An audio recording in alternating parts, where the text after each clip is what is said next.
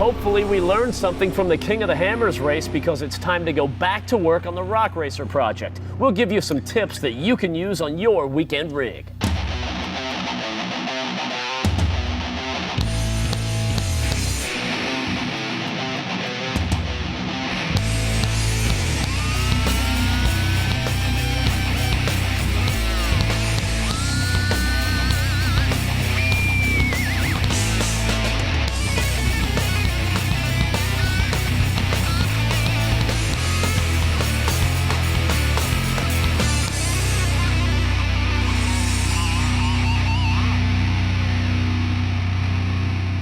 You get the seat and I got the trans in. All right. That's fair?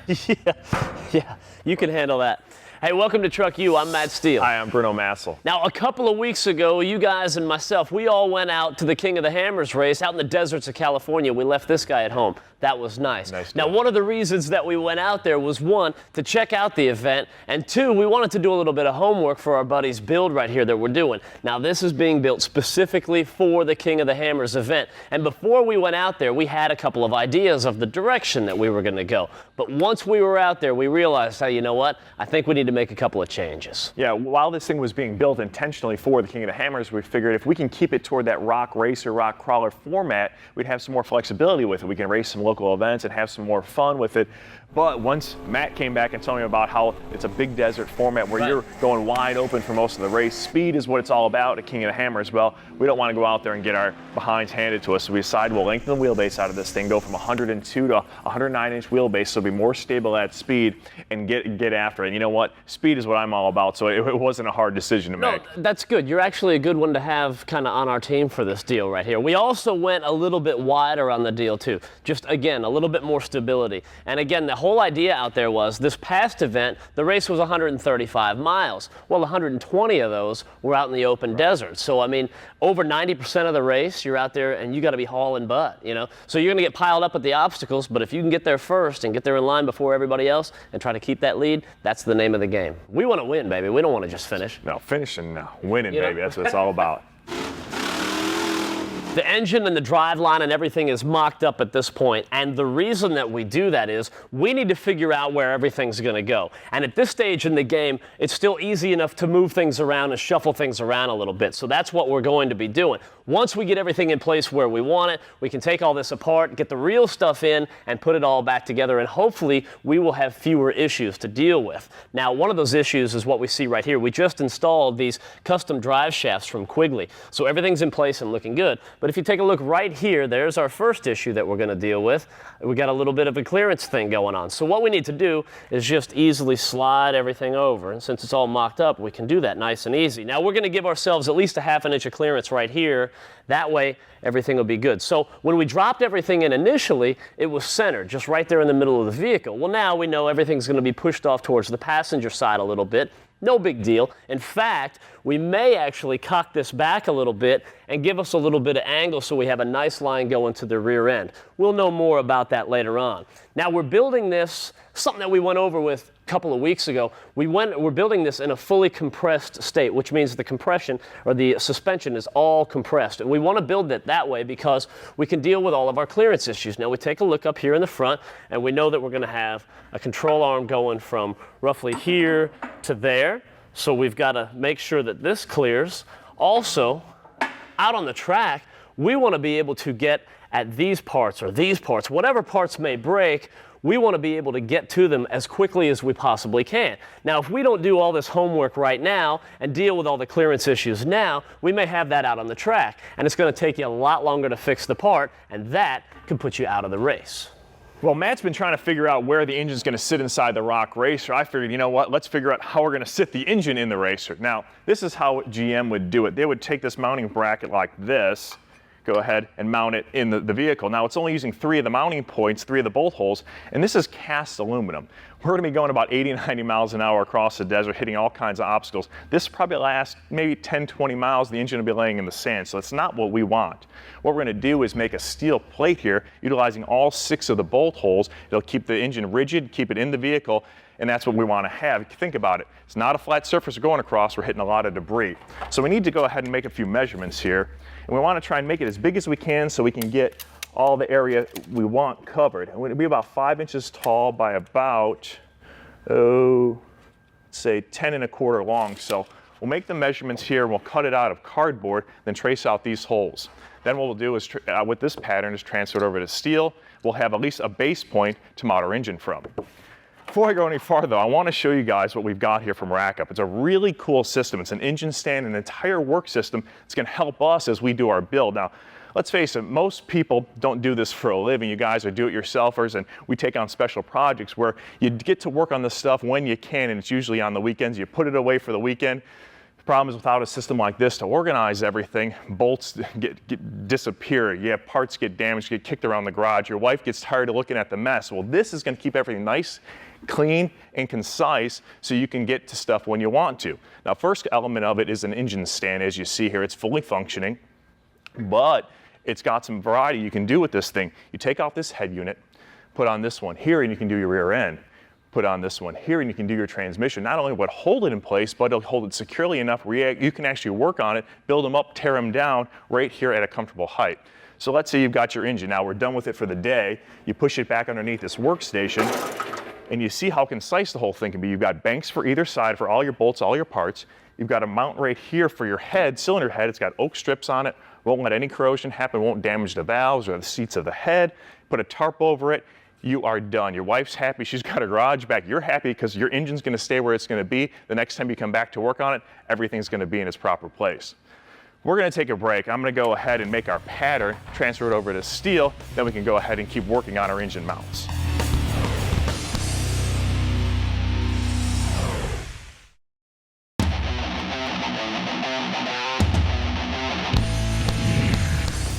Welcome back to TruckU.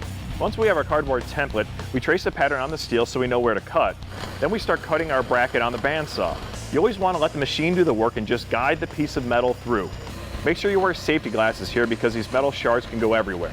Now we're ready to smooth out our edges with our 20-inch sander. This is a nice way to square up your work. All you have to do is work the piece along the steel grinding wheel. Our piece of steel now is ready to go, so we can start drilling the holes. First we punch in our pilot hole so the drill doesn't walk on us. Then it's over to the drill press. When we drill the holes on the bracket, make sure you use a spray lubricant so it'll cut a little easier. And remember, never wear gloves while using a drill press. You don't want to lose a finger in the process. All right, well, I got this mounting bracket done, and I think this is going to do the trick for us. I think it will. That should. Now look, the packages have been coming in, right? And this mail's pieces and parts. I'm getting really excited about it, I'm gonna be honest. And yes, I'm getting a little bit ahead of myself. Guilty as charged, but you've gotta see this. This is from Speedwire System. Bruno and I were talking not too long ago about what a nightmare it was gonna be to wire this whole deal up. These guys have got the system that's gonna make it so much easier. So potentially, let's say we end up putting the switch panel here, right? Look at this, one cable connects the switch panel over there to the relay panel, and life is easier, man. Oh yeah, believe it. I mean, I wire all my own race cars, and the reason I do it is because I'm not a glutton for punishment. This way, if I have a problem, I can help diagnose it. But as good as you think you are, you still have some issues when you go along the way, and this is pretty much foolproof because it helps you detect problems and makes the whole system so much simpler. Now, like Matt said, you've got one cable going from the switch panel to the relay center, and I've gone ahead and hooked it up to the battery. And you've got your positive and negative, it's clearly marked, it makes it that easy. So you flip on a switch here, one of your accessories, and you can see right now that you've got power going out. All you have to do is tie into these terminals to each one of your accessory, and you are good to go. It's just that simple. Now, there's a lot of safety precautions in here. It's got reverse polarity protection. So let's say you hook this up wrong, right? It's not going to fry the whole board. You're just going to blow that right there, and that cuts power to the whole system. Now, it's also self-diagnosing. So check this out. You know right away, let's say you have a fuse problem. Well, look at the lights right there. I just pulled that fuse out, and we've got the red light. So we know the issue's at the fuse, so we don't have to go hunting and searching for where the problem is. Now, while this Speedwire system is set up for a race vehicle and can handle the conditions that a race vehicle will put it under, they've got systems for boats, cars, just about anything you need, and they can be custom made for your specific application. Yeah, it's real nice. You tell them what switches you want, they make it for you and send it. So it doesn't get any easier than that. Another thing is safety, and you talk about the racing applications. The fact is there's a lot of sanctioning bodies that are going to require flame retardant materials, and they've already taken care of that because all of the Speedwire systems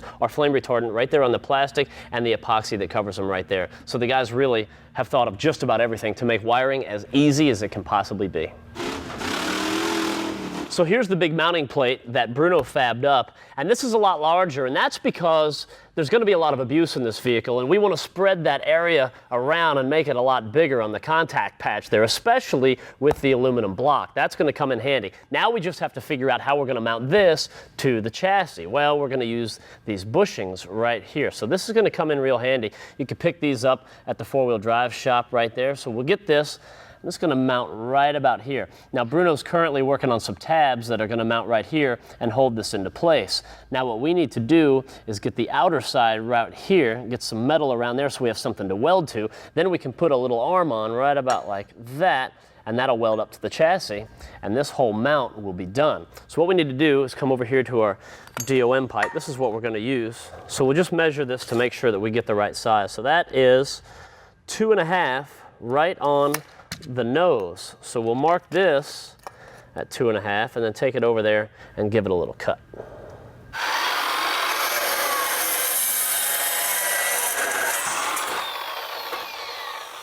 All right, we can get this out of here. Now this is our freshly cut one, and if you look at the sides, it's pretty rough right there. So what we need to do is run this over to the belt sander and get the outsides. Then we can deburr the insides, and it will actually look like this one, which is done. So we deburred that, that's all nice and smooth, and this one's ready to go together. So when we're ready to do that, we just slide that in place and slide this in here, and voila. That baby is ready to go. So here's what it's going to look like. Bruno will get those tabs in place. That'll hold it. We'll notch this out so that we can get that in place and mount it right to the chassis.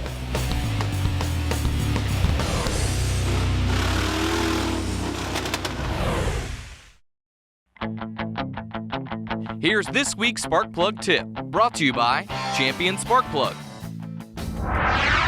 Iridium is a precious metal, so why wouldn't you want that type of metal working in your precious engine? Iridium-type spark plugs are the new standard at the original equipment level, and that's mainly because iridium is extremely resistant to erosion during the spark sequence, which is important for extending engine life. So we choose the Champion Iridium plug from Federal Mogul. These plugs use iridium on the center electrode and platinum on the ground, and they use a fine wire center electrode with a V-trim ground electrode for a sharper spark focus. The Champion Iridium plugs come with a 7-year unlimited mileage warranty, which means they may be the last plugs you will ever need to install on your engine. Welcome back to TruckU. So we've got our Monster in a Box from Monster Transmission all set up right here, and our rack-up tranny stand. This is a nice combination, That's right? very cool. That's going to make life a lot easier, but you know what, man? All this right here is going to mate up very nicely with this. Now the transmission he's talking about is the 4L65 we built a while back for our rock racer. It's got everything we need. The only thing we were missing was the torque converter. So we called up the guys at Monster Transmissions and we said, you know what? Here's what we're doing. We got a vehicle that weighs X, it's got horsepower Z, and we've got torque Y. What kind of stall speed do we need? Now, we're not going to give away those variables because we can't. Those are racer secrets, right? But those are that's the kind of information you need to parlay to these guys, and they can get you the right converter that you need. Now, this one is heavy duty. It's got brazed fins, and it's got carbon fiber clutches inside of it, so it can handle the extreme conditions we're going to put it under. Now we know the drive line is good. We've actually got to do a little bit of work to put all this stuff together. Hey, the free tech line at Monster Transmission is great. These guys eat, sleep, and breathe this stuff. So you call them, you tell them what you're doing, they're going to hook you up with the right parts. Another cool thing they do at Monster is they ship it to you free. Right. So you could buy the fully functioning transmission, or just buy the parts and get those shipped to you, or just buy this and that and whatever, and they're going to ship it to you for free, so there's no last-minute surprises. That's very cool. Now, also, the guys at Monster Transmission have started to expand out to chrome products, and they've got a full line of accessories when you're talking about trans pans here and trans coolers. Speaking of trans coolers, we're going to need a big one for our rock race. We've got to put that on our punch list. Well, we'll call the guys. Yeah, we'll get that on the list. But they've also got the differential covers. They've got the valve covers, the hi-hats. And now, for those of you guys on a budget, Monster Transmission is also arranging payment plans. They make it as easy as they can.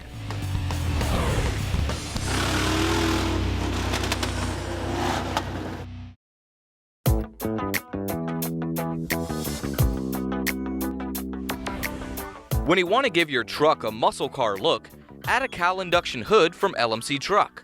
This steel hood comes primed, ready to paint, and bolts up to your factory hinges and latch. This hood fits any Chevy GMC truck from 1981 to 1987. When installing a new hood, be sure to add the hood insulator to the underneath side of the hood to reduce engine compartment noise. It's easy to install. Simply cut the insulator to the size you need and use the push-on retainers to secure in place. This tip is brought to you by LMC Truck. With over 30,000 truck parts in stock, you can get the right part at the right price right now. Welcome back to TruckU. Now here's something that's really cool. It's the data torque from Mac Tools, and you think about it as like an impact gun and a torque wrench all wrapped up into one system. Now, this is a great tool not only for the small shop but for the big one as well. And I'll tell you first off, I'm never a person who's really a fan of an impact gun because I'm always afraid you're going to over tighten and damage custom wheels and stuff. This here gets rid of all that guesswork. What you do is go ahead and put a number of inputs in, whether you've got an aluminum wheel, you've got a steel wheel, how many lugs you've got, and what the torque specs you need. So you'll program it in and you'll go ahead and use the gun, and it'll actually stop it once you reach the right torque specs. You can't over tighten and you can't under tighten, because if you get a red light coming on, it means you need to go a little bit longer to get the right torque spec. Yeah, another great part about this whole deal is the printout that happens when the job is done, and that tells you what they were torqued down to, when it was done. It gives you the results, and it also gives you the calibration due date of the machine, so everybody knows that the results that are coming from the machine are correct. It's the data torque from Mac Tools, and that thing is a must-have. We got these Halo automotive replacement lights from sparkplugs.com, and when you first look at them, you notice one of the cool things right away is the different colors they come in. So you've got this Isis blue or platinum white, purple white, there's a yellow, but besides the cool colors, there's a couple advantages to having these lights as well. Now, the nice thing is they're a direct replacement for your OEM bulbs, so they can just go right into place. You don't have to modify your vehicle, and you're going to get the same current draw, so the result for you is going to be a brighter, safer light that is plug and play and street legal. And they're about 30% less expensive than a competitive bulb. It's the Halo automotive replacement bulbs, and you can get them at sparkplugs.com.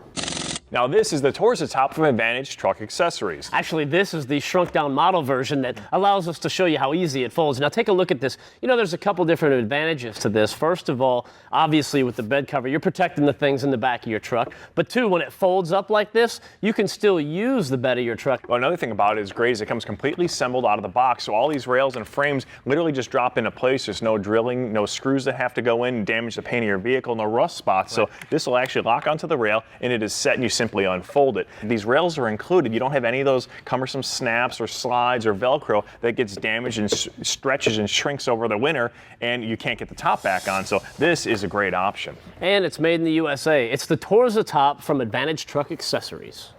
This is the Quick Jack HD from Baja Designs. Now the best advantage is exactly what the name implies. It's quick. You've all done this before where you grab the little bottle jack out of the truck that comes with it, and it takes you a couple of minutes to fiddle with that thing and get it all figured out. That's a pain in the butt. You don't have to worry about that anymore. This is going to take seconds with the Quick Jack HD. And you know what? It only weighs 7.5 pounds, so it's not going to weigh down your rig. It's got a capacity to lift 3,000 pounds, and when it's all compacted down, it only takes up about 6 inches of height, so it's not going to take up a lot of space in your rig. Now, it's compatible with most onboard CO2 systems, so it's going to be easy to get you up and running back on the racetrack again. Now watch this. This is the cool part. So we'll just hang on to this right now. But picture, okay, it's going to lift the vehicle up here. Hold on. Hey, look at that. Boom, that vehicle's up in the air. Like we said, seconds, man. And you are back on the road. Swap the tire out. Do whatever you got to do. It's the Quick Jack HD from Baja Designs. Going to get you back on the road nice and quick. And speaking of quick, we'll be back quickly right after this because we have more work to do.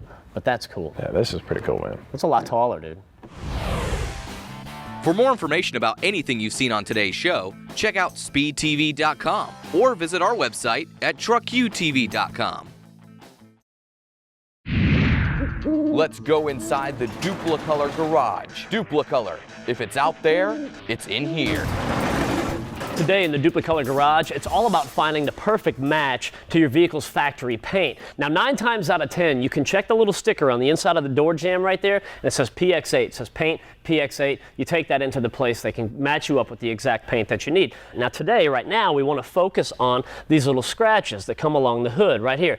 Everybody gets them, from rocks, bugs, you name it. And for under 10 bucks, you can get something like this and fix this problem. And you know what? It potentially can save you a couple $100 down the road from a bigger body shop repair. This again is the Scratch Fix 2-in-1. Now right inside here, there's a little seal right there that's used for shipping, and you want to get that out of the way, that little seal. So throw that away. You don't need it anymore. Now the paint can flow about freely. So you notice we've got the little brush right there, and we can use that, which is what we're going to use on these dings up in the front. Or another nice feature is right here. You've got this pen tip so that if you've got like a little hairline scratch, you can get in there and really just fill it in like you're writing on a sheet of paper. But keep in mind, there's a spring-loaded ball right on inside there, all right? So you got to press that down a little bit, prime it, and get that paint flowing.